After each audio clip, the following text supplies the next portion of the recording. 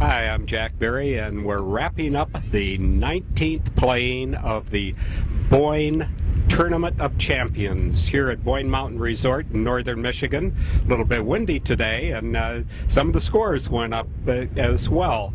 It was a fantastic finish day.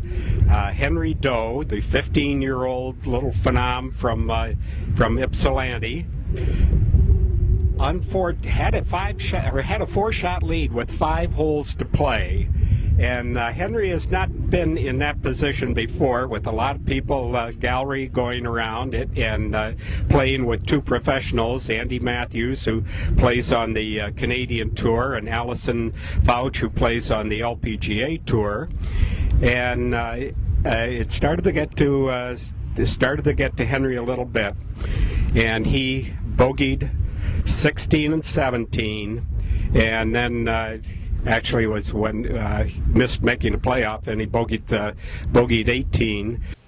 16, I thought I hit a great shot, and it just went way too far, and I had a long putt and I 3-putt. I did the same thing on 17, except I left it short and the pin was in the bag. While Andy Matthews, University of Michigan graduate, and a fine player, former Michigan Open champion, came in. He thought that he and Allison Fouch were playing for second place when Henry had that 4-shot lead, and second place meant first money of $10,000, because Henry, as a high school student and an amateur, gets no money, not even the $750 that a first place amateur would normally get. So Andy began to think, well, gee, maybe things are going to change a little bit, when he made a 30-foot birdie on the 16th hole, and unfortunately for Henry 3-putted. He left the first putt short. Well, I was 4 up with 4 or 5 to go, and as soon as Matthews made a putt on Andy, he made a putt on 15, I think, or 16 for birdie. 16. I kind of, kept worrying about him. And then missed the second putt. And then on 17 was a really strange thing that I'd never seen before, and one of the rules officials said she had never seen before. After Andy rolled home a 35-foot birdie that shook up both Allison and Henry, she hit the cup liner, and her ball jumped out of the cup. She finished with a double bogey on the hole, and then Allison on the 18th hole, a par 5, she was on in 2, but unfortunately she 3-putted that one. Meanwhile, Henry is getting nervous. Andy is thinking, hey, maybe there's going to be a playoff. And then when his second shot was short of the green and kind of in the rough, and he thought, oh my gosh, I made 6 from bogey from this spot on Monday, and instead he hit in there, had a nice uphill putt. He saw Henry's putt first, which he thought was going to go in, and it slid by 2 feet, and so Andy Matthews made good use of that little teach, and he rolled his just in, and that was basically the tournament.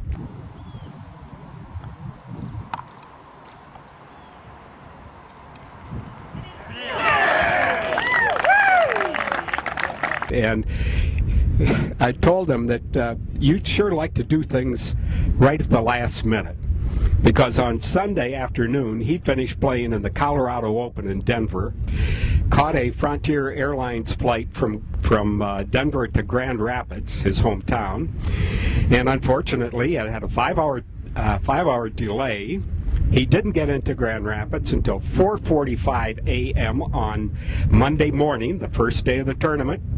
A friend flew him up to the Boyne City here, and he landed, got in, checked into the registered at noon. Unfortunately, his tee time was a little bit after 1 o'clock, so he made that, shot a fine 65, took the lead, had a par 72 yesterday, came in with a 70 today.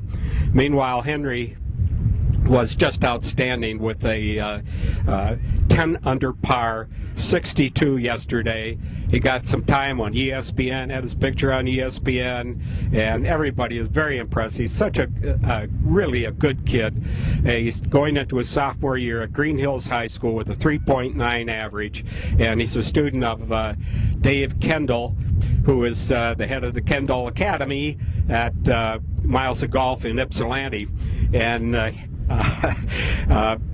David's been working with him since he was 7 years old, and actually is his godfather now. And so when they finished, Dave said, "Well, I beat you 2 rounds to 1." Because David had 2 better rounds than Henry. He couldn't match that 62. You got a wealth of experience today. Yeah, I did. What did you learn today? I learned it's hard to win. You gotta hang in there, and you gotta take one shot at a time and be confident and focus. That's the main part. But Dave finished as the leading pro senior in the tournament. This is a tournament that brings in seniors, juniors, women, senior amateurs, senior pros. It's very unique. The players love it. Here at Boyne, we've had wonderful weather all week, and it has been a great experience for everybody. And I think they're all like to get back here next week. Or next year. They have such a good time. So that's our wrap up here at Boyne Mountain Resort, the 19th annual Tournament of Champions.